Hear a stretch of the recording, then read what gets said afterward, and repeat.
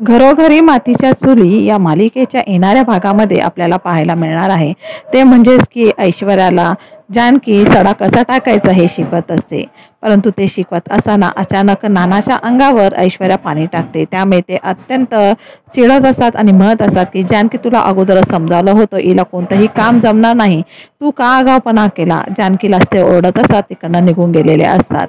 ऐश्वर्याला जानकी म्हणत असे, मला माहिती आहे तू हे मुद्दामून केलं नाही, परंतु सगळं टाकत असताना जरा व्यवस्थित सांभाळून टाकायचं, कोणावर पाणी टाकायचं नाही, अशा पद्धतीने चांगली समजुती घालत असते. दुसरीकडे मात्र ज्या वेळेला ऐश्वर्या किचनमध्ये काम करते, तिला खूप घाम आलेला असतो.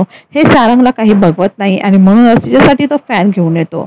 परंतु त्या फॅनला करंट मारत असतो हे त्यांचा नोकर सांगत असतो, परंतु तो काहीच ऐकत नसतो. तो म्हणत असतो काहीही होणार नाही, परंतु खरोखरच जेव्हा फॅन ऑन केला जातो तेव्हा त्याला जोराचा करंट बसलेला असतो.